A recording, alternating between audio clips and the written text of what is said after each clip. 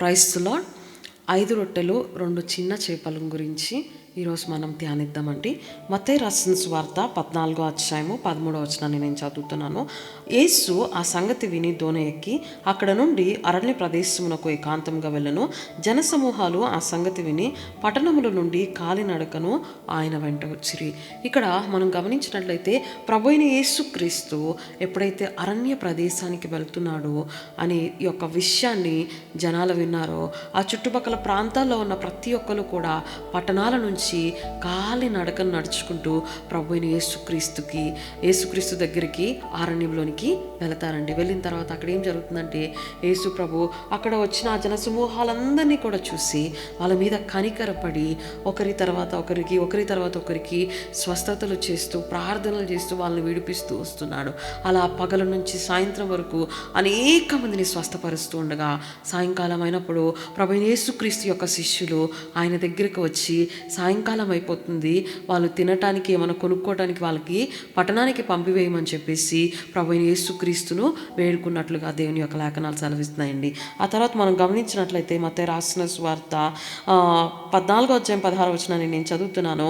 యేసు వాళ్ళు వెళ్ళనక్కరలేదు, మీరే వారికి భోజనం పెట్టుడని వారితో చెప్పగా, వాళ్ళు వెళ్ళాల్సిన అవసరం లేదు, మీరే వారికి భోజనాన్ని పెట్టండి అని చెప్పినప్పుడు మరి అక్కడ ఉన్న శిష్యులు ఆ జనసమూహాలందరినీ కూడా ఎంక్వైరీ చేస్తారు.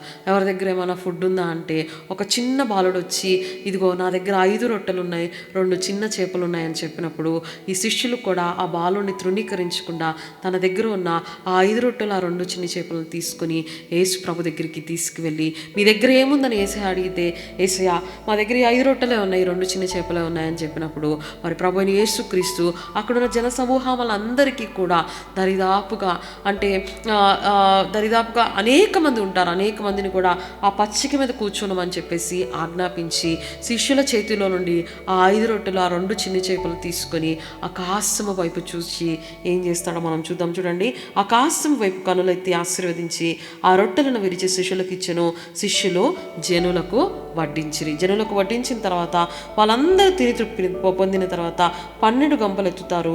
స్త్రీలను పిల్లలను కాక దరిదాపుగా 5,000 మంది పురుషులు, అంటే 5,000 మంది పురుషులు, 5,000 మంది స్త్రీలు, వాళ్ళ పిల్లలు ఇద్దరు వేసుకున్నా కానీ దరిదాపుగా 20,000 మంది కూడా తిని తృప్తి పొందినట్లుగా దేవుని యొక్క లేఖనాలు సెలవిస్తున్నాయి. ప్రియ సహోదరి సహోదరుడా, ఆ చిన్న బాలుడు మరి ఏమీ కూడా దాచుకోకుండా యేసయ్య అడిగినప్పుడు ఇచ్చేవాడిగా ఉండాలి. శిష్యులు కూడా తన దగ్గర రొట్టెలు తీసుకొని వాళ్ళు తినేసి దేవుడికి లేదని చెప్పాలా, నమ్మకంగా తీసుకున్నారు, నమ్మకంగా ఇచ్చేవారుగా ఉండాలి. మరి శిష్యుల వల్లే నమ్మకమైన జీవితం జీవించేవారుగా ఉండాలి. మరి ప్రభువైన యేసుక్రీస్తు దగ్గర నుంచి మనం నేర్చుకోవాల్సిన విషయం ఏంటంటే, ఆకాశము వైపు చూస్తున్నారు. మన దగ్గర ఉన్న కొంతనో వాళ్ళని ఆశీర్వదించమని దేవుని యొక్క వైపు చూసి మనం అడిగే వారంగా ఉండాలి. అప్పుడు మనం తృప్తికరమైన జీవితాన్ని జీవించే వారంగా ఉంటాం. దేవుడి పరిశుద్ధ వాక్యమును మనం వెనుకల్లో దీవించి ఆశీర్వదించునుగాక.